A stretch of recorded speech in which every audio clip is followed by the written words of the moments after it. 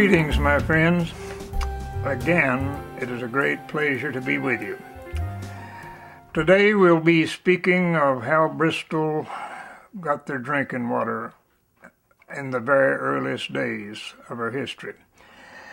But before we go into that, I recall the last program I gave a problem in mathematics, and that created a great stir. I've had very much interest in it. People have called me, and I have met people on the street that even mention it, and some of them called in to give their answers. The question was, how many stones 10 inches long, 9 inches broad, and 4 inches thick would it require to build a wall 80 feet long, 20 feet high, and 2 1/4 inches thick? The correct answer, as given here in the book, is 17,280 stones. Now, if you got an incorrect conclusion, don't be embarrassed. I wouldn't even try it. And I'll tell you this, in school I hated mathematics. In fact, I failed it in the 9th grade and had to make it up. Perhaps I did a little better on the second go-around. So don't worry if you didn't get the right answer. I wouldn't even attempt it. It has some fractions in it, and I never did like to figure in fractions.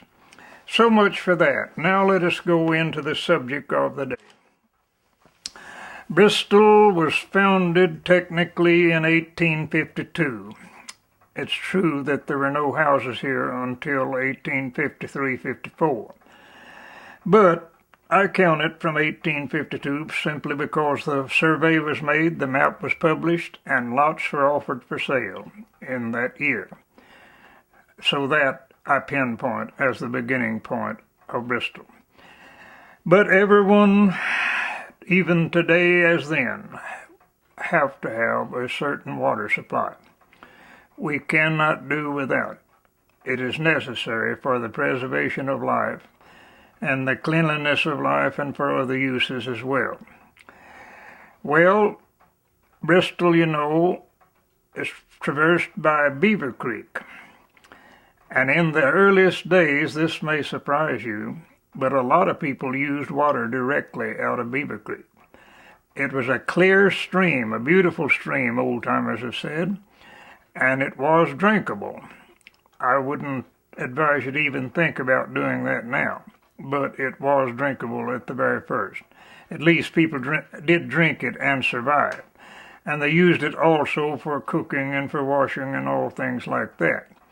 However, at the first house that was built in Bristol, which was the home of the town's founder, Joseph R. Anderson, they put down a well, but they didn't have to go far.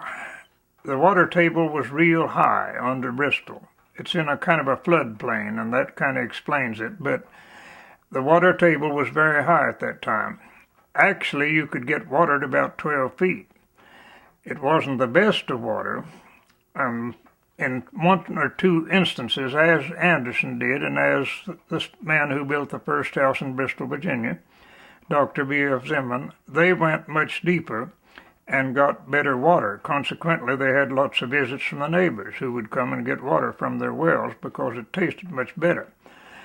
Now, from information handed down, the shallow water taken from wells that were 12 feet or less in depth was not too pleasant. It has been described in an old letter that I once saw as tasting somewhere between rotten leaves and burned bread. I can understand that. I've been in countries where the water tasted just about like that. The only water I ever bought in my life was because I was given free residency in a cabin on a lake in Florida at one point, just for 2 or 3 weeks, stopped there. And they had a well in the yard from whence they got the water. And it also had a taste something like rotten leaves or burned bread. I went over to a little store across the way and bought water, and that's the only water that I ever bought in my life. I just could not drink that water. The water was what one person described as tasty. Now, one old doctor here, Dr. Jim Templeton, this was long years after the town started, got the nickname Tasty Jim Templeton because he thought he could tell whether water was healthy or not by the taste of it. And when you dug a new well, they'd send for Dr. Templeton, and he would go and taste it and say this is safe water or it's unsafe water, based solely on how it tasted. And so he bore the nickname as Tasty Jim Templeton. Didn't stay here very long, moved on to Wisconsin. But he left behind stories of how he would just about fight you if you called him that to his face, but nevertheless people did put that handle on him. After the wells, of course, we think of springs. Now, in the area where downtown Bristol is located, there were several springs.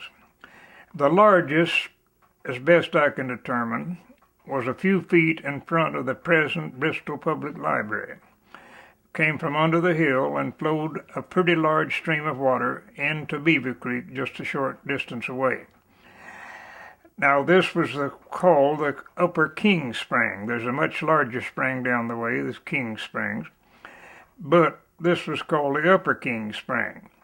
Now on a couple of blocks up what's now Piedmont, of course there was no Piedmont then, there was another large spring near the point where Sycamore and Piedmont join.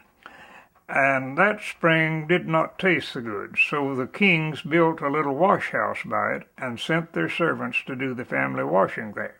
It was called by the family the Washing Spring. Some people called it the Sycamore Spring because it was overshadowed by a large sycamore tree. Another spring flowed forth from under the bank where the present train station is located. And Melinda King Anderson, having been raised on the old plantation here, daughter of James King, who married Joseph Anderson, she wanted to have him build a family home near that spring, which would have put it about where the old General Shelby Hotel later stood. But her wants did not prevail, and for some reason Joseph moved across the line into Bristol, Tennessee, and built on his land over there. He owned the land on the Virginia side all the way to Beaver Creek, but he moved over there.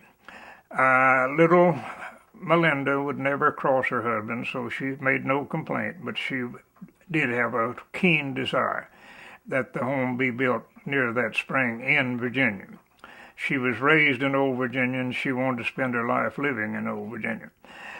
Now another flowed forth near the present post office, but it's been gone a long, long time. Development destroyed most of these springs.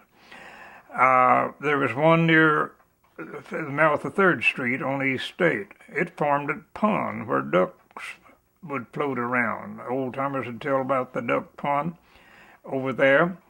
Another was near the old Bristol Hotel site, corner of Moore and Cumberland.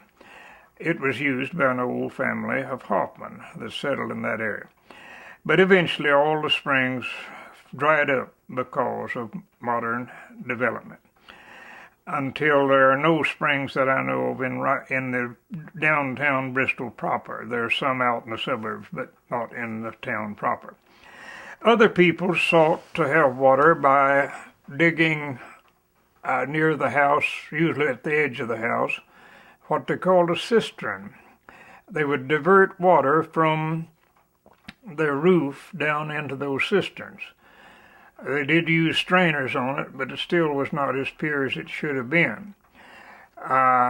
This home, where I live, has a cistern now, but you can't get to it. It's covered over with cement. That was another great source of water supply for early Bristol. But aside from the springs, the wells, and so on, the town knew that the time would come when they'd have to have a more reliable and a more abundant source of water. We'll get into that in just a moment.